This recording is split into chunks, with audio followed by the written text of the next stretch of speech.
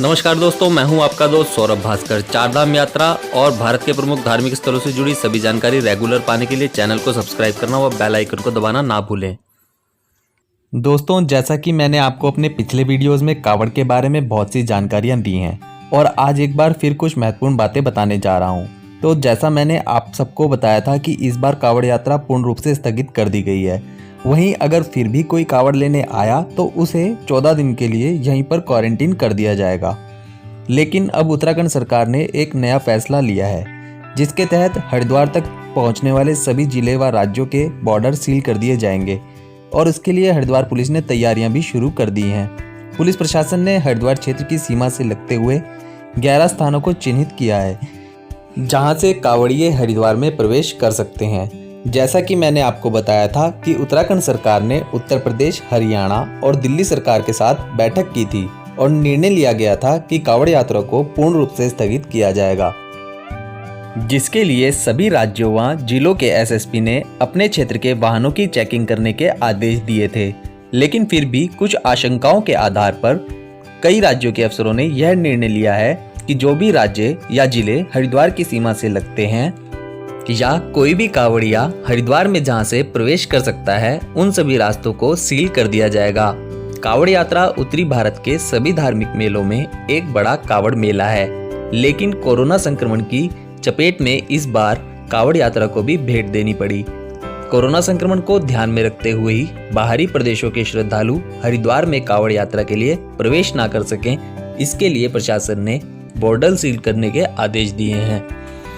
वरिष्ठ पुलिस अधीक्षक D Senthil Abudai Krishnaraj S ने बताया कि कोरोना संक्रमण के कारण पहले से ही कुछ राज्यों की सीमाएं सील की गई हैं और अब कावड़ यात्रा स्थगित होने के बाद पुलिस अधीक्षकों ने सीमाओं पर सख्ती और बढ़ा दी है, जिससे कि किसी भी तरह कोई भी कावड़िया हरिद्वार सीमा में प्रवेश ना कर सके।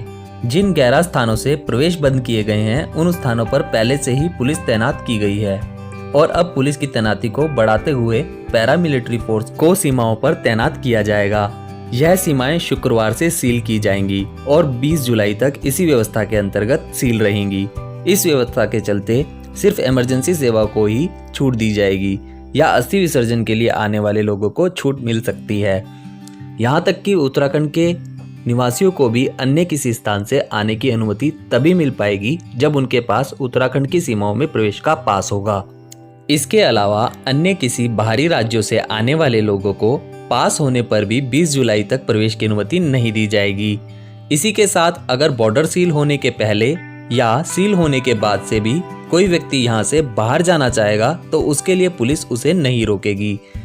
लेकिन हरिद्वार की सीमाओं को पार करके हरिद्वार में प्रवेश सिर्फ उन लोगों को दिया जाएगा जिनको हरिद्वार से गुजरते हुए पहाड़ों तक जाना है। अभी तक बाहरी राज्यों से पास के द्वारा हरिद्वार में लोगों का आवागमन हो रहा था, लेकिन जब तक बॉर्डर सील किए गए हैं तब तक स्थानीय प्रशासन या सरकार द्वारा जारी किए गए पास की अनुमति को भी निरस्त ही माना जाएगा। इस वर्ष कावड़ियों से कुंभ नगरी हरिद्वार में ना आने की अपील प्रशासन सोशल मीडिया के द्वारा कर रहा है। डीजी अशोक कुमार ने कहा, कोरोना को ध्यान में रखें और कावड़िए यहाँ ना आए। वहीं एसपी सिटी कमलेश उपाध्याय का कहना है कि यदि कोई यहाँ कावड़ लेकर आएगा तो उसे 14 दिन के लिए क्वारंटीन कर दिया जाएगा। तो दोस्तों, इस वर्ष आप हरिद्वार में कावड़ लेकर आने के बारे में अगर सोच भी रहे हैं तो अपना विचार बदल लें। यह कावड़ियों की भगवान शिव के प्रति भक्ति है, श्रद्धा है, समर्पण है, जो हर साल इतने कावड़िए गंगा जल लेकर भगवान शिव का अभिषेक करते हैं। लेकिन दोस्तों, भगवान किसी मंदिर से पहले हमारे अंदर होता है, इसलिए भगवान की पूजा के लिए हमें किसी मंदिर या तीर्थ की आवश्यकता नहीं होती है। यह सिर्फ भगवान का साक्षात करने का एक माध्यम है।